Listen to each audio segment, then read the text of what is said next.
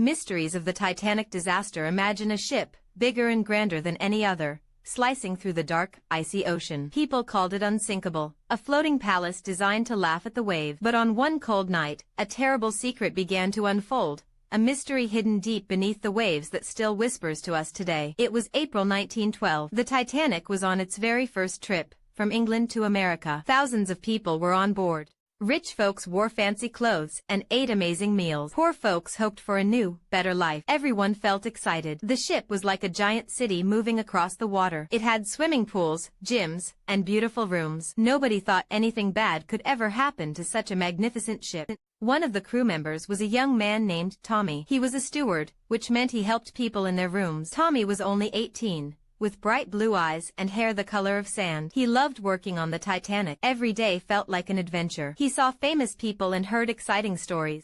Tommy dreamed of saving enough money to open his own little shop back home. On the night of April 14th, Tommy was busy. He helped a lady find her lost gloves. He brought warm milk to a nervous old man. The ship felt smooth, almost like it wasn't moving at all. Outside, the night was clear and very cold. The stars sparkled like tiny diamonds. But something was wrong. The air felt too still, too quiet. It was the kind of quiet that makes your hairs stand up. Suddenly, a strange feeling went through the ship. It wasn't a big bang, not at first. It was more like a long, deep scrape, a shiver that went from the bottom of the ship all the way to the top. Tommy was in a hallway, carrying fresh towels. The scrape felt like a giant fingernail dragging across a blackboard. It lasted for many seconds. People stopped talking. Their faces looked puzzled. Then, a low rumble started. It wasn't loud, but it grew. It was the sound of something breaking. Tommy felt his stomach drop. He looked at the passengers. Some looked worried, some looked annoyed. "What was that?" a woman asked, her voice a little shaky. Tommy didn't know. No one did. The ship kept moving, but it felt different. It felt heavy. Minutes later, a whistle blew. It was a sharp, urgent sound. Crew members started moving faster, their faces serious. "Life vests," someone yelled. Life vests for an unsinkable ship? It made no sense. Tommy felt a cold dread spread through him. He had seen the lifeboats. There weren't enough for everyone. He knew that. Everyone knew that. Tommy rushed to his assigned station. His job was to help passengers get to the lifeboats. He tried to be calm, to smile, but his hands shook. He saw a mother holding her baby tight. He saw a father trying to comfort his little girl. The ship's band started playing happy music. It was a strange sound, happy music as the world seemed to tilt. The deck was starting to slope just a tiny bit, but it was there. The mystery began even before the ship hit the iceberg. The lookouts, the men whose job it was to watch for danger, had no binoculars. Binoculars help you see far-away things. They were left behind in England. How could such an important ship forget something so vital? It was a huge mistake, a mystery of carelessness. Without them, the lookouts saw the iceberg too late. Much too late. Even more strange, the warnings about icebergs had been coming in all day. Other ships had sent messages saying, "Beware, lots of ice." But somehow, these messages didn't reach the captain's bridge, where the ship was steered. Or if they did, they weren't taken seriously enough. One message was even put under a stack of papers and forgotten. How could such important news be lost? It was a mystery of bad luck and worse communication. Tommy helped an old couple into a lifeboat. The boat looked small and fragile against the giant side of the Titanic. He saw the fear in their eyes. He wished he could tell them everything would be okay, but he couldn't. He knew the truth. The ship was sinking. The tilt was growing. Water was rushing into the lowest parts of the ship. Then there was the strange story of the mystery ship. Many people who survived the Titanic disaster later said they saw lights in the distance. They saw another ship. But this ship never came to help. It just watched, or seemed to, and then sailed away. Who was on that ship? Why didn't they help? This is one of the biggest mysteries. Was it a fishing boat? A sealer? No one knows for sure. Some people think it was a ship called the SS Californian, and that its crew made a terrible mistake by not responding. But the captain of the Californian said his ship was stuck in ice, miles away. The mystery ship remains a shadowy figure in the dark night. As the lifeboats filled, a terrible decision was made. Many lifeboats were launched with empty seats. The crew was worried the ropes wouldn't hold if the boats were too full. They didn't realize how strong the boats actually were. So, hundreds of people stayed on the deck, even though there was room for them to be saved. This was a mystery of fear and bad judgment. Tommy saw a lifeboat go down with only 28 people in it, when it could hold 65. His heart ached. The cold was biting now. Tommy could see his breath in the air. The ship's beautiful lights still shone, but they seemed to wink out one by one as the water crept higher. The grand staircase, usually filled with laughter and music, was now a silent, watery tunnel. The band played on, a brave act that still makes people wonder. Why did they keep playing? To calm people? To be heroes? It was a mystery of courage and despair. Tommy helped a little girl named Lily find her mom. Lily was only 6. Her blonde hair was messy, and her eyes were wide with fear. "My teddy bear," she whispered, "it's in our cabin." Tommy knew there was no time. He bent down. "We need to go, Lily," he said softly. "Your mom needs you. Your teddy bear will be waiting for you when we get to America." It was a small lie, but it made her hug her mom a little tighter. Then there was the question of the ship's speed. The Titanic was going very fast. Some say it was trying to beat a record. Others say it was just trying to get to New York on time. Why go so fast through an area known to have icebergs? Was it pride? Was it a rush to show off the ship's power? This is another puzzle. If the ship had gone slower, maybe the lookouts would have seen the iceberg in time. Maybe there would have been enough time to turn the ship. Tommy felt the deck slope more and more.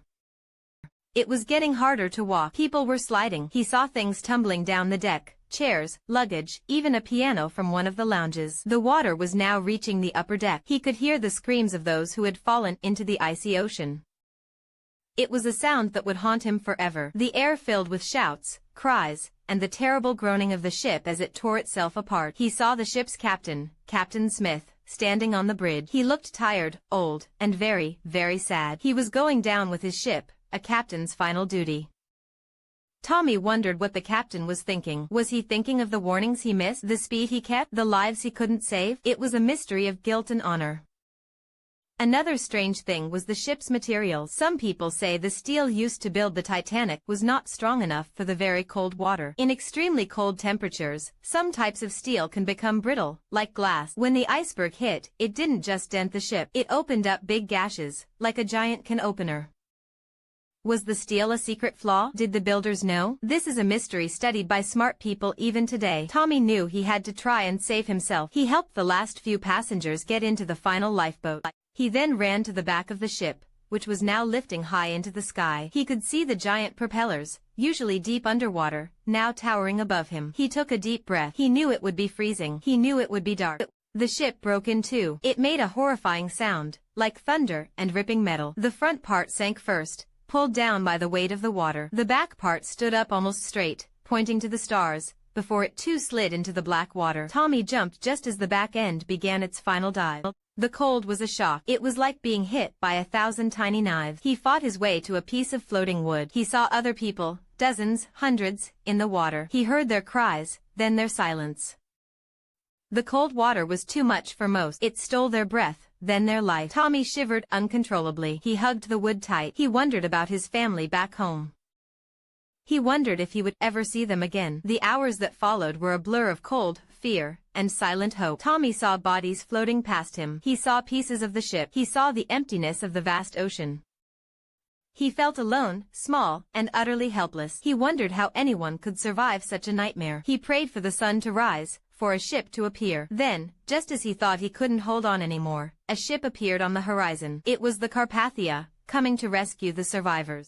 Hope, a tiny spark, ignited in his frozen heart. He waved his arm, but it felt so heavy. He tried to shout, but his voice was a weak croak. Other survivors also started to stir, finding new strength. The rescue was slow and painful. Tommy was pulled aboard the Carpathia. He was wrapped in blankets, given warm soup. His body ached, but he was alive. He looked around at the other survivors. Their faces were pale, their eyes hollow. They had all seen something terrible. They all carried a piece of the mystery. Even after the survivors were safe, the mysteries kept growing. What about the missing bodies? Thousands of people died, but only a fraction of the bodies were found. The ocean swallowed most of them. Where did they go? Did the currents carry them away? Did sea creatures claim them? It's a somber mystery, leaving many families without a grave to visit. And what about the mummy's curse? This is a very strange story. Some people believed a mummy's coffin was on board the Titanic. They said it was cursed, and that the curse caused the ship to sink. Of course, most people don't believe in curses. But it's a spooky tale that still gets whispered when people talk about the Titanic. It's a fun, scary story, but not really a true explanation. Another mystery, the very last song. The band played to the very end. But what was the last song they played? Some say it was Nearer, My God, to Thee, a famous hymn. Others say it was a cheerful ragtime tune to keep spirits up. No one knows for sure, as all the musicians died. It's a small, sad mystery, a final melody lost to the wave. Years passed. Tommy grew older. He kept his promise to Lily and saw her again, a grown woman. He opened his little shop, just like he had dreamed. But he never forgot that night. He never forgot the cold, the screams, the mysteries. He spoke about it, sharing his story so others would remember. He wanted people to know the truth of what happened, even the parts that still puzzled him. Decades later, people finally found the wreck of the Titanic deep underwater in 1985. It was broken in two, just as survivors like Tommy had said. This solved some mysteries but created new ones. How did the two halves land so far apart? What caused the ship to break in that exact way? Was it the brittle steel, the force of the water? Scientists still study the wreck, hoping to unlock all its secrets.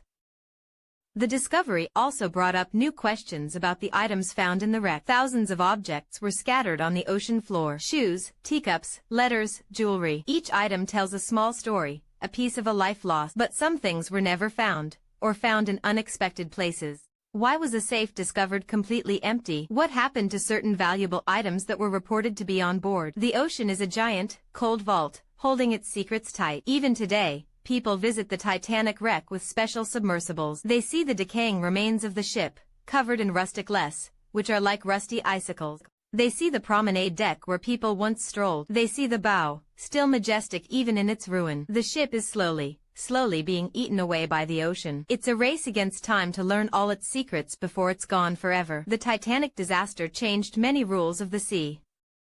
New laws were made for how many lifeboats ships must carry. New rules for radio communication were put in place, so important warnings would never be ignored again. The International Ice Patrol was created to track icebergs. The mysteries of the Titanic, even the ones we can't fully answer, taught us powerful lessons. Tommy lived a long life. He often looked at the sea, remembering the giant ship, the unsinkable dream that sank. He remembered the brave acts, the terrible mistakes, and the many questions that still had no answers. The Titanic was more than just a ship. It was a story, a grand, sad, and deeply mysterious story.